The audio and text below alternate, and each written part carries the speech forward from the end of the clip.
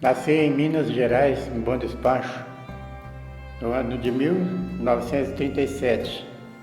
E a gente viveu naquela cidade até 1943, quando meu pai decidiu vir para o estado do Paraná, que era uma loucura naquele tempo, a propaganda, e a gente em busca de uma vida melhor. A vida é muito difícil em Minas, então a gente veio para o Paraná em busca de uma vida melhor. A gente se instalou na cidade de Arapongas, numa localidade denominada Água da Taiúva. Ali a gente ficou até 1952, quando nós adquirimos uma propriedade próxima da Fazenda Valéria, no município de Apucarana, e mudamos para lá no ano de 1952. Era o terreno que a fazenda mesmo que loteou e vendeu. Ficava na água da Maritaca, ao lado de um terreno ali que era denominado por 70 alqueires, um terreno que ninguém conhecia, sabia quem era o proprietário, ninguém sabia de nada. Então ali uma família ficou sem lugar para morar. Ele derrubou um pedaço de mato ali, construiu um ranchinho ali e morou ali, fez sua rocinha ali. Aí no ano seguinte ele já aumentou um pouco mais, aí já apareceu mais umas 2, 3 famílias, e com o correr de 2, 3 anos ali já apareceu 50, 60 famílias e tomaram posse de toda aquela terra que estava abandonada. Previa que era de uma pessoa, de um alemão que era amigo do dono da Fazenda Valéria, mas ninguém sabia o destinatário dele, nem sabia se era a propriedade mesmo, assim, então o pessoal tomaram conta e tomaram posse.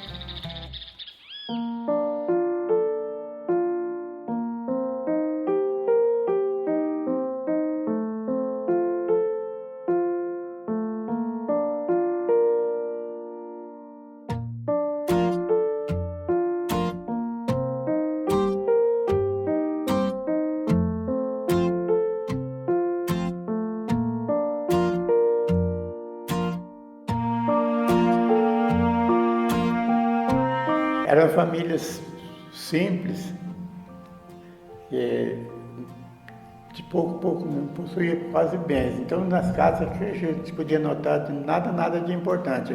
Era fogão a lenha, água na bica, pote de água, e tudo simples, na maior simplicidade.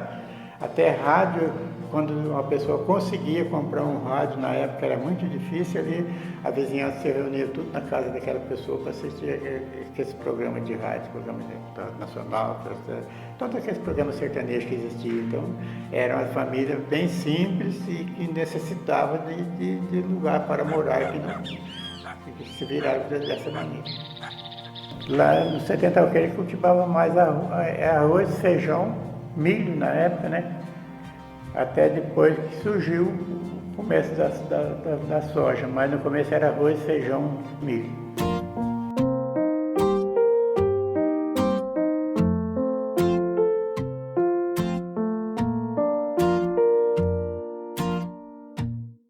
O primeiro habitante que entrou ali, que a primeira propriedade que fez ali, ele era devoto de Nossa Senhora Aparecida, então ele tentou construir uma igreja ali. Ele mandou lavrar de madeira grande um cruzeiro, o cruzeiro tinha 10 metros de altura. E foi colocado ali e a gente fazia reza todo final de semana, sábado e domingo a gente fazia reza. E durante o ano a gente fazia reza com prendas, leilão, prenda, a intenção era conseguir dinheiro para construir uma capela naquela localidade. Mas com o passar do tempo, ele vendeu aquela propriedade e a história mudou. Ali não ia construir mais, porque a pessoa, não sei se a pessoa não se interessou, mas ele mudou. Então, aonde nós foi transferido, esse cruzeiro foi arrancado dali e foi erguido lá onde é o Pé de Galinha. O Pé de Galinha, onde é o cruzamento da cidade de Arapongas, São Pedro e Apucarana. Ali foi construída a capela de Nossa Senhora Aparecida, que era a devoção dele. Aí com a primeira missa que foi rezada naquela capela, ele já terminou, porque ela foi feita sem autorização da paróquia, na época a paróquia da Catedral. Não lembro muito bem quem era o vigário, mas me parece que era o padre José Canalha. Então eles não aceitaram a construção da igreja porque ela não foi feita com autorização. Aí, afinal, meu pai tinha muita amizade com os padres lá, então foi conversar com eles lá e eles autorizaram o funcionamento da igreja ali, mas só que não era para construir mais nada ali porque o terreno era insuficiente, o terreno era pequeno, não tinha condições de construir. E ela ficou construída ali um tempo, funcionava durante a semana, uma missa uma vez por mês, e rezava terço, via sacra, tudo, a gente rezava terço no sábado, domingo, dia santo, toda vez a gente rezava o terço. E ela funcionava normalmente, a intenção era construir a igreja maior, a igreja alvenaria, que aquela foi construída em madeira, tábua de peroba, né, que era madeira usada na época. Então a gente foi trabalhando e lutando até para construir uma igreja melhor em outro local que tivesse mais adequado. Aí essa mudança foi transferida junto da nossa propriedade. Conseguimos um terreno bom, maior, já começou a construir a igreja nova em junho de 63. Ela foi construída com madeira também, madeira de tábua de peroba, e em 1963 foi construída a escola naquela localidade também, junto construída a escola e a igreja junto. Na Capelas Rurais existia a chamada comissão de igreja, eram formados por 6 pessoas, tinha presidente, vice-presidente, tesoureiro, secretário e tal. E o finado meu pai, Nicolino Gonçalves Ribeiro, ele era o presidente daquela capela, e através da amizade que ele tinha com o Mário Rossi, diretor do departamento de obras da prefeitura, ele conseguiu gente para construir mão de obra na construção da igreja, que era construída de madeira, e ele tinha muita amizade com os políticos do Paraná, e ele acabou ganhando para nós uma imagem de Nossa Senhora de Fátima, que era do deputado Braga Cortes. Então ele fez a doação para nós na época. Até na época, afinal, meu pai, que cuidava da igreja, não queria receber porque ser uma doação política. Então, mas o Mário Rossi falou para ele, adiantou para ele que não ia ter nada de política. Até a eleição já havia passado já, mas o Mário Rossi deixou ele bem sossegado e falou: "Seu Nicolino, pode ficar sossegado, que esse cara ele não vai nem vir aqui mais.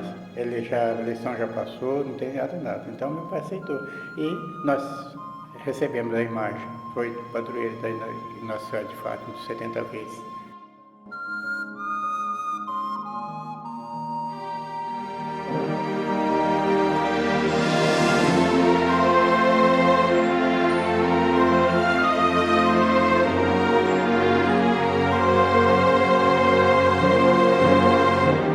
Em 4 de abril de 1967, foi criada a paróquia São Benedito, desmembrado da paróquia da Catedral, a qual a nossa comunidade passou a pertencê-la. E o padre Dominique Camilleri foi constituído o primeiro vigário da paróquia, e é ele que dava assistência à nossa comunidade.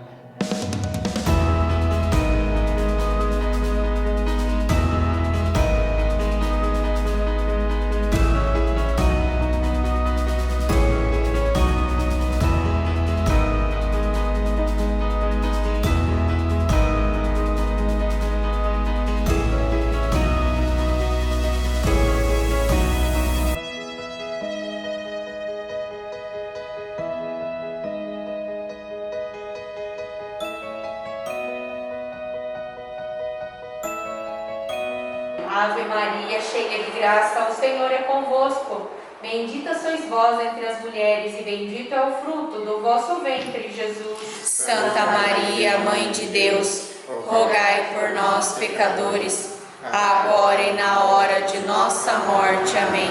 A vida rural na diaconia, ela consiste em um encontro entre pessoas, né? Reza para rezar o terço, rezar quando morre alguém, então fazer novenas, as coisas. Então é essa a função da capela rural.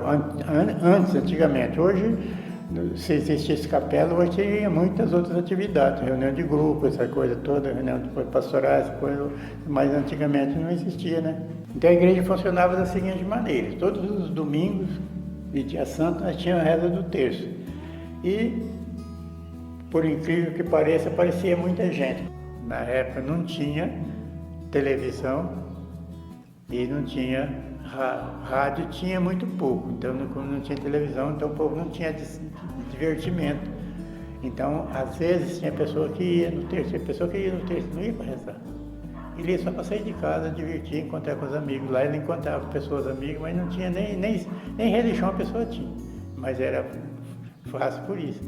E era fácil para a gente conseguir convidar o pessoal quando fazia o bilhetinho para as crianças da escola, quando era de noite a igreja cheia de gente. A turma tomava quase como, além da devoção, como uma diversão. Então a gente participava. Era igreja lotada, todo dia que a gente ia da terça, igreja lotada. As pessoas vinham de diversos lugares da região. Ali dos 70 alqueires, eles vinham da região dos 70 alqueires, da Fazenda Valéria, era o povo que participava ali, mas vinha de várias regiões. Outros, em festas, vinham pessoas de fora, pessoas de longe, mas nas reuniões de missa e terço era só o pessoal da comunidade.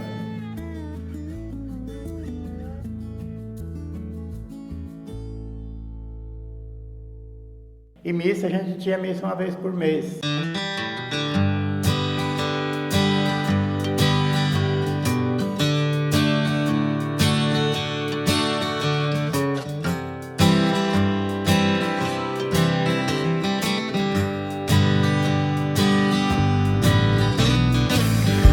Então, era tão apurado para os padres na época que, se vocês terem uma ideia, a missa nossa lá era marcada 10 horas. Tinha dia que o padre chegava meio-dia e meio, 1h lá, porque ele tinha rezado 5, 6 missas naquele mesmo dia.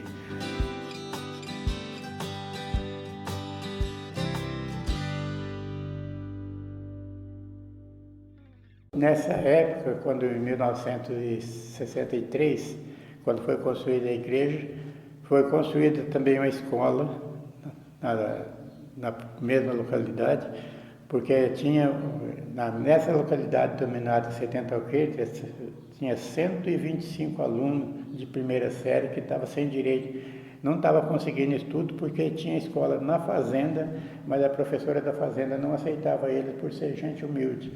Então ele construiu aquela igreja, aquela escola.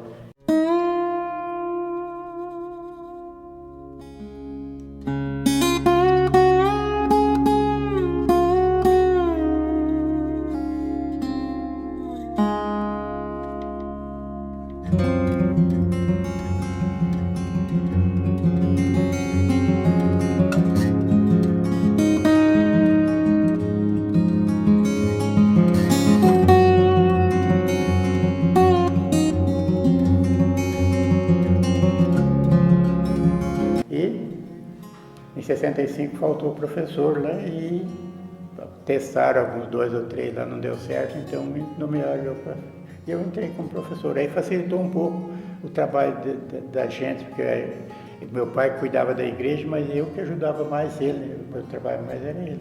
Então, para convidar o pessoal para terço, para missa, essas coisas, é só fácil, é só colocar as crianças da escola, estava todo mundo avisado.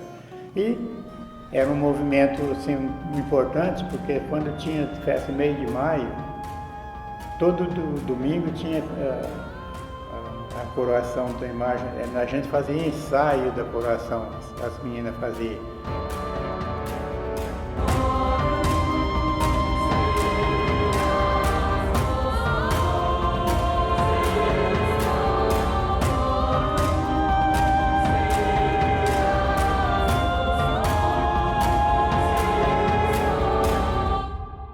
Como toda a igreja na época, tanto as diaconias, as capelas como as paróquias, a sobrevivência delas era através de festa, porque naquele tempo não existia o dízimo, principalmente na capela rural.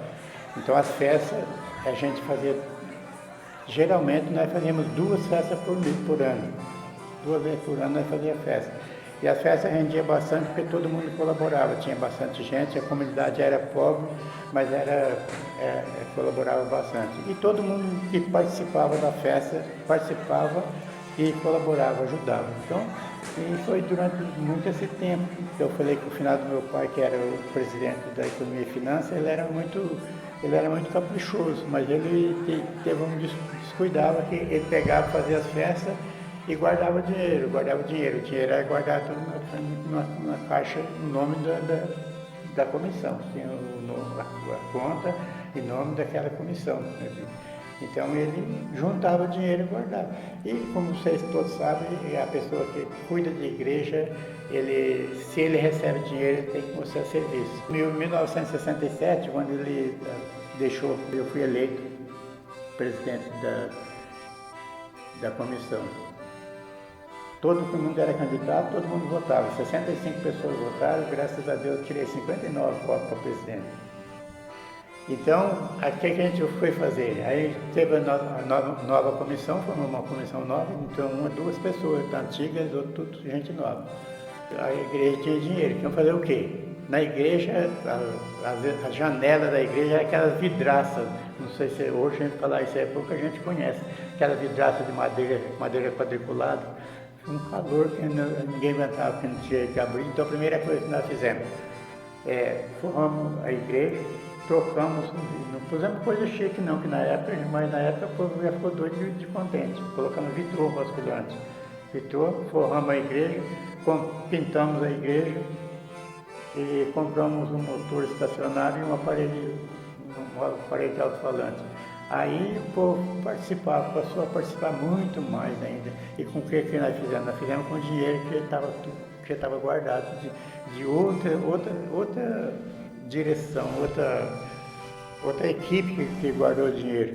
Então hoje a gente vê que quem trabalha na comunidade, ele tem que mostrar o que ele faz, ele tem que mostrar se ele recebeu dinheiro, ele tem que ver o que ele fez com o dinheiro.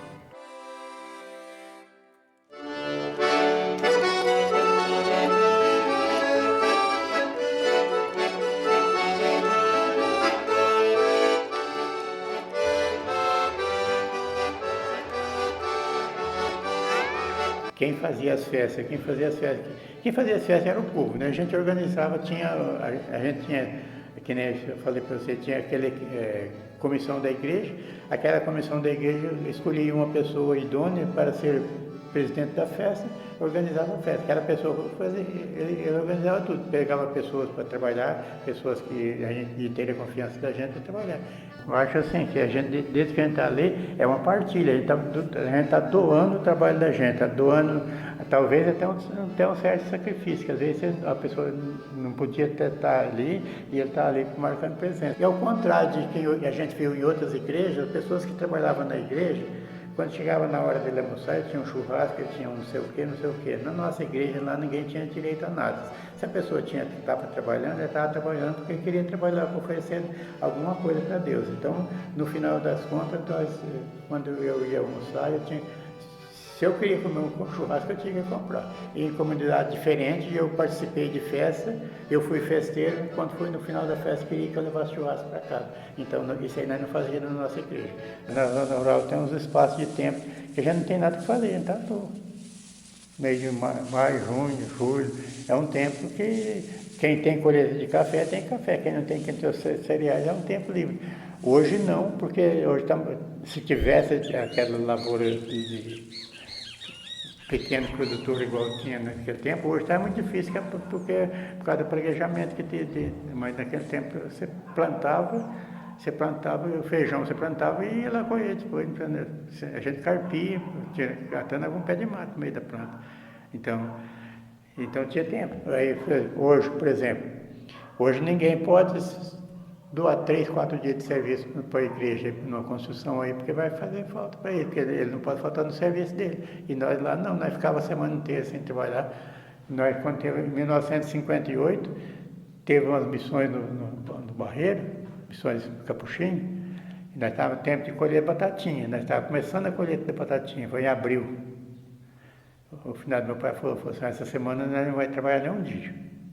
Ficamos a semana inteira, nós tínhamos serviço, tinha batatinha lá para colher, mas o tempo estava bom, nós vinha cedo, assistia a missa, voltava em casa, almoçava, vinha à tarde, assistia mais alguma coisa lá, voltava em casa, de noite participava uma semana inteirinha das missões. Então não faz diferença para a pessoa que ele não tem prejuízo com isso. Em 28 de março de 1965 foi criada a Diocese de Apucarana e Dom Romeu toma posse como primeiro bispo. E logo em seguida ele começa a rebanhar candidatos para fazer encontros de preparação para ser diácono. E foi quando eu fui escolhido para ser diácono da minha comunidade. Fiz o primeiro encontro ainda em 1973, quando eu morava na localidade de 73. Terminei os encontros de formação para o diaconato e fui constituído ministro e fiquei na comunidade, servi a comunidade durante 2 anos. Eu estudava história da igreja, liturgia, moral cristã, aspecto jurídico do matrimônio, história da salvação e Bíblia Sagrada. O primeiro encontro que eu fiz com o diaconato, você não acredita, se eu te contar, você não acredita. Você lembra, naquele tempo, telefone, ninguém tinha telefone, né? Eu morava na zona rural, não tinha vizinho perto. A minha mulher, no dia de eu sair para ir na sexta-feira, na quinta-feira, ela ficou segunda-feira, segunda, terça, quarta e quinta-feira, ela ficou de cama. E eu falei para ela que ia lá na igreja e falava para o padre que eu não ia, era o primeiro que eu estava fazendo, para deixar para fazer o outro. Ela falou assim, não, você vai sim. Aí eu falei, mas você não está bem? Ele falou assim, mas você vai. Aí eu fui, quando foi na sexta-feira, dia de eu ir cedo, ela levantou cedo, arrumou todas as coisas que eu tinha que fazer, passou minha roupa, foi na mala, arrumou tudo direitinho, eu peguei a mala e fui. Logo que eu saí, eu não tinha chegado para né? Foi para a cama, ficou deitado mais 3 dias de cama. Então eu devo muito mais para ela hoje do que para mim. Eu devo agradecer a Deus, mas ela participou da minha vida, ela foi tudo para eu conseguir ser essa pessoa que eu sou, para mim ser ministro, né? Então, toda vez que ela ficava doente, eu tinha problema com saúde, porque às vezes eu falava que não ia, ela falou, não, você não vai ficar em casa por causa de mim. Ela foi que me colocou no caminho, me colocou na linha, como diz o...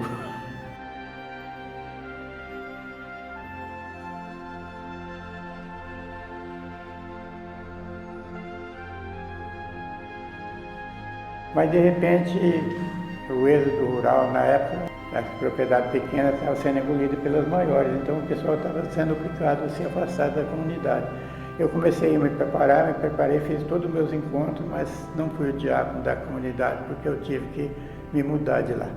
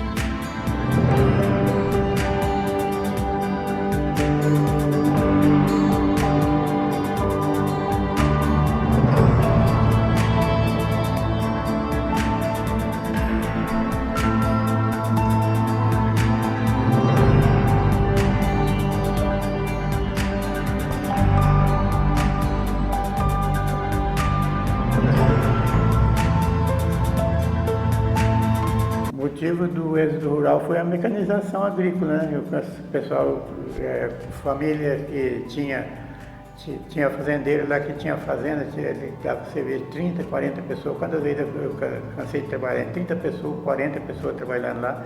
Aquele serviço que 30 pessoas faziam num dia, ele fazia numa hora com a máquina. Então, o maquinário chegou e expulsou o homem do campo para a cidade. Aqui em Apucarana eu morava na Vila Nova, próximo ao Castelo Branco, e eu trabalhei como ministro da Diaconia Sede da Paróquia Santa Terezinha. E nesse meio de tempo, todo final de semana, no sábado, a gente ia até 70, lugar onde a gente foi criado, para fazer celebrações, até que o padre dispensou, falou que não precisava mais, que ele tinha arranjado outra pessoa que fosse, a gente parou de ir. A gente ficou até 1982, a gente ficou na Diaconia da Santa Terezinha, quando a gente mudou para o João Paulo. Então, depois a gente parou de dar assistência para o pessoal lá, ela ainda funcionou um tempo, tinha alguém que dava assistência lá. De repente parou completamente, porque não tinha mais ninguém participando mais.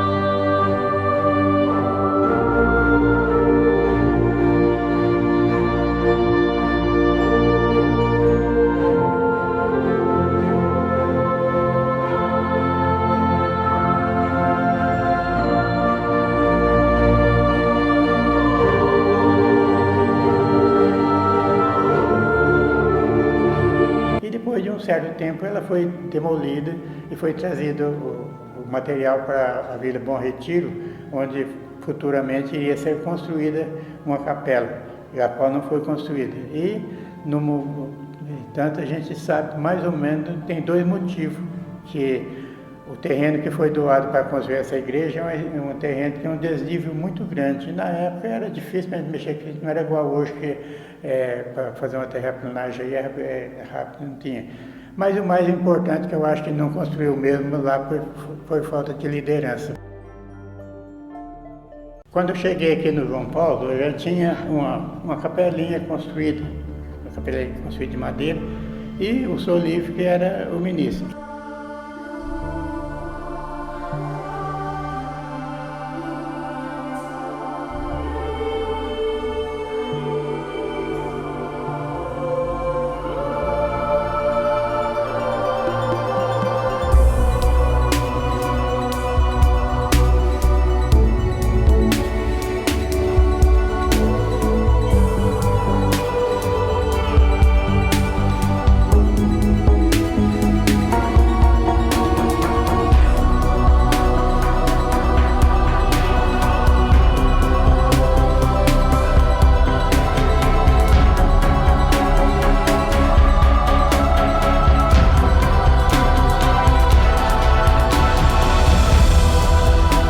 Nessa capelinha tinha uma imagem de Nossa Senhora Aparecida, só que essa imagem, ela não era a padroeira da diaconia, porque constava como padroeiro o João Paulo I, ele não pode ser padroeiro porque ele não é santo, né? Então, tinha a imagem, imagem de Nossa Senhora Aparecida, mas não era a padroeira.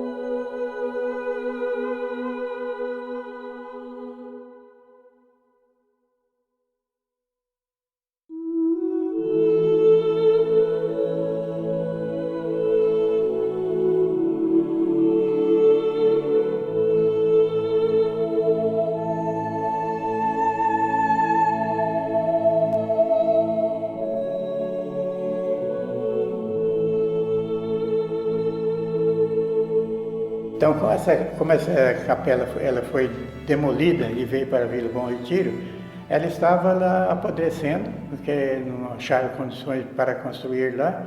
Então foi negociado que ela viesse aqui para o João Paulo para a gente construir uma igrejinha aqui. E foi o que aconteceu. Ela estava bem deteriorada a madeira. Tinha madeira que não deu nem para aproveitar. O forro mesmo não deu para aproveitar, porque era madeira branca, madeira de pinho, mas estava bem ruim. Então foi trazido a madeira da capela para cá e houve, antes de construir, teve uma reunião, a gente conversando, falando sobre a imagem que veio também. A imagem acompanhou a madeira. E a gente propôs, nesse encontro, a gente propôs que, como ela era padroeira da diaconia, então a diaconia não tinha padroeiro aqui, então a gente propôs que ficasse Nossa Senhora de Fátima. Porque tinha, como a gente disse anteriormente, tinha Nossa Senhora Aparecida, mas ela não era padroeira.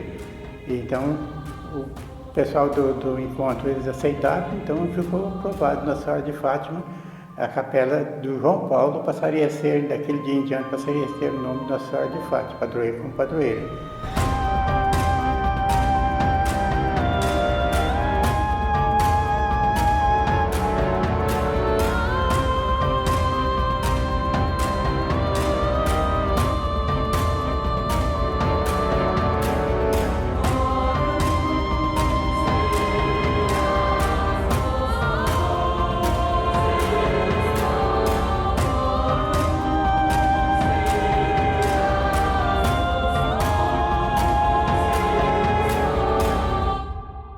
E veio também um sino, que é o que a gente usava lá, tinha a inscrição, no sino está escrito Capela Bela Vista do Pirapó.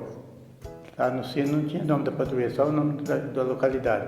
Capela Bela Vista do Pirapó. Por que Bela Vista do Pirapó? A gente vai contar por que tinha esse nome. Esse nome foi uma pessoa lá da comunidade que escolheu, porque a localidade 70 Alqueires, muita gente tinha preconceito com o pessoal lá, porque tinha muito mau elemento ali. Tinha muita gente boa, mas tinha muito mau elemento. Então, o cara falou, vamos lembrar desse povo dos 70 aqui, vamos pôr. E aí ficou com a Nossa Senhora de Bela Vista do Pirapó. E foi aceito, porque tem até documento da prefeitura, documento de trabalho meu na prefeitura, que consta com Bela Vista do Pirapó, localidade Bela Vista do Pirapó.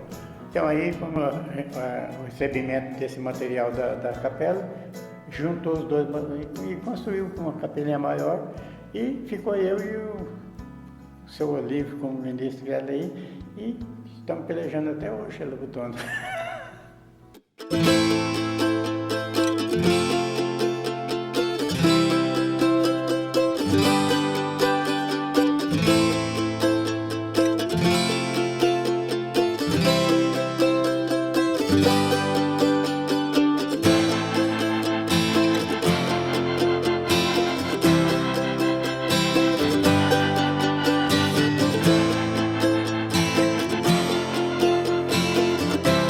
Então, quero aproveitar e fazer meu agradecimento a todas as pessoas que participaram dessa minha vida, que me ajudaram, que lutaram, trabalharam para que eu pudesse realizar esse trabalho que a gente faz, tanto na comunidade lá de 70 Alqueires, como de Santa Terezinha, como aqui do João Paulo. Agradecer os padres, as lideranças, todas as lideranças, as pessoas que convivem com a gente, as pessoas que ajudam a gente, procuram fazer força, fazer tudo para que as coisas que a gente tenta fazer que dê certo. E agradecer primeiro a Deus, mas depois, em segundo lugar, agradecer todo esse povo todo. Ontem nós rezamos o terço da misericórdia ontem. Essa época lá em casa nós rezamos. Você vê quantidade de gente que fala, seu Paulo, quanta saudade do senhor, que não sei o que tem. Por que você tem saudade de mim? Porque eu participo, porque eu tenho essa vida religiosa. Se eu fosse um Paulo assim, que nem eu era quando eu era solteiro, logo quando eu casei, eu estava lá em casa, ninguém nem sabia que eu existia. Então isso aí vale muito pra gente, às vezes anima muito a gente, dá muita força pra gente.